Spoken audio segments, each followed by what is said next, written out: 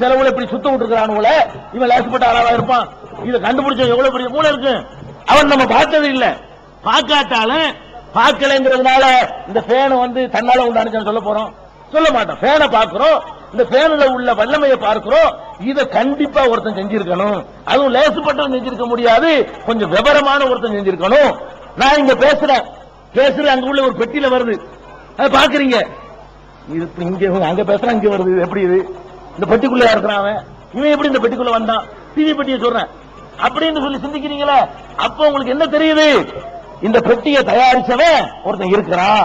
அவனை நான் பார்க்காம இருக்கலாம், ஆனா இருக்கிறான், கண்டிப்பா இருந்திருக்கிறான். அவன் வேறமானவன். விளங்குறமா இல்லையா? அல்லாஹ் என்ன சொல்றான்னு கேட்டா, அடே நீ பொருள்களை பார்த்துட்டு பொருள்களை தயாரிச்சவனுக்கு விளங்குறியா இல்லையா? நீ வாழ்ற பூமியை பத்தி என்னைக்காவது சிந்திச்சு பாத்தியா? நீ திங்கிற சோத்தை பத்தி சிந்திச்சு பாத்தியா? உனக்கு மேல சுழன்று கொண்டிருக்கிற கோள்களை பற்றி சிந்திச்சு பாத்தியா? வானத்தை சிந்திச்சு பாத்தியா? மேகத்தை சிந்திச்சியா? அதுல இருந்து மழை எப்படி கொண்டு சிந்திச்சு பாத்தியா? அந்த இயக்கங்களை சிந்திச்சு பார்த்தேன்னு சொன்னா கண்டிப்பா நீ விளங்குவே ஒரு சூப்பர் பவர், சர்வ வல்லமை உள்ளவன், நினைத்ததை எல்லாம் சாதித்து முடிக்கக்கூடிய ஒருத்தன் இருக்கிறான் என்று விளங்கிக் கொள்வாய். இப்படி சொல்லக்கூடிய மார்க்க இஸ்லாம். இஸ்லாம் எப்படி நம்ப சொல்லுதுன்னு கேட்டா, ஆய்வு பண்ண சொல்லுது. எப்படி ஆய்வு பண்றோம்? இப்ப எடுத்துக்கிறோம், உங்களுக்கு புரிஞ்ச பெரிய ஆய்வுகளா போகல, ரொம்ப எளிமையான எல்லாருக்கும் தெரிஞ்ச சில உண்மைகளை தான் உங்களுக்கு நான் சொல்ல போறேன். இப்ப நீங்க காலண்டர் தயாரிக்கலாம், டெய்லி சீட்டு.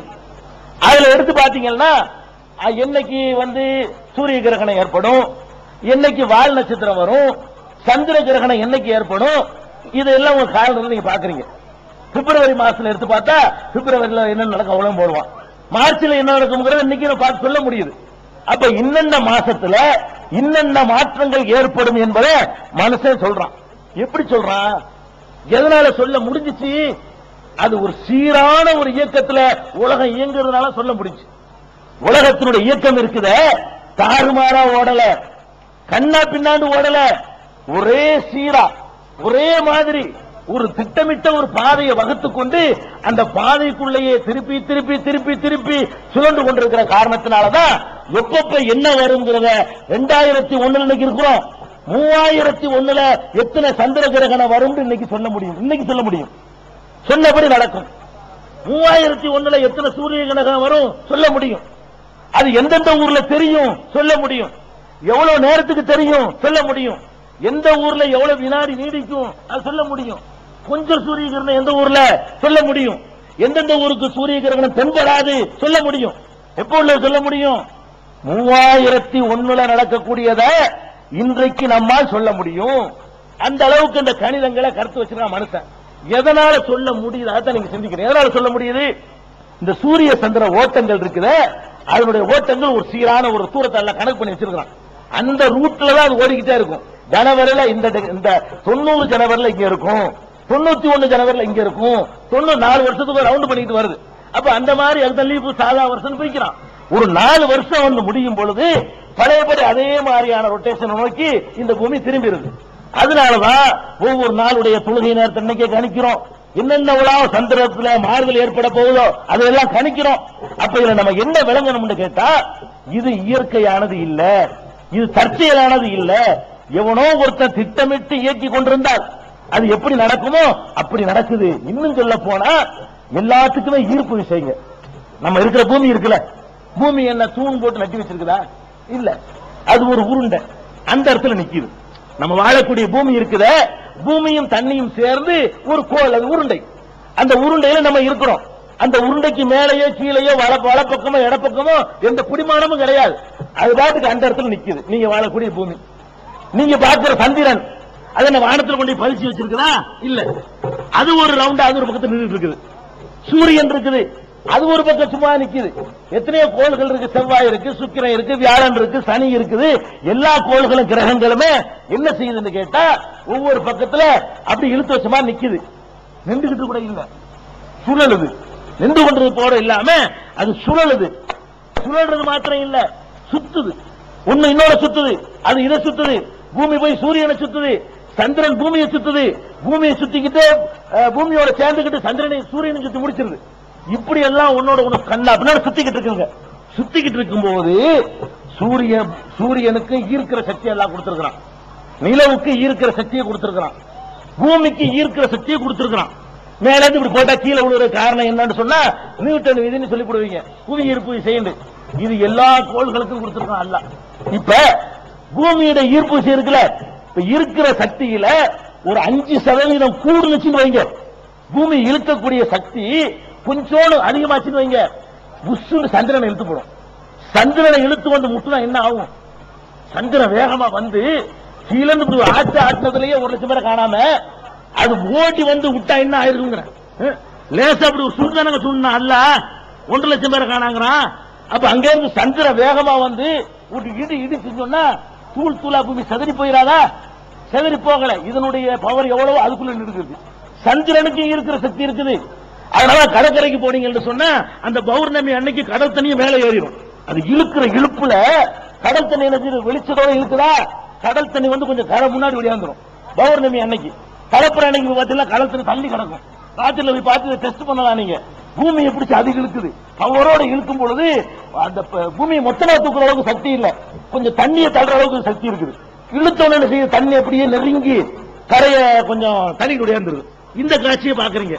எல்லா கோள்களுக்குமே இழுக்கக்கூடிய சக்தி எல்லாம் கொடுத்திருக்கிறான்.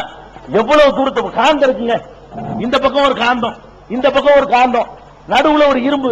அப்ப கரெக்டான பேலன்ஸ்ல ஜமுகனேன்னு வைங்க, அப்படியே நின்றுட்டே இருக்கும். அங்கிட்டு வராது, அங்கிட்டு வராது.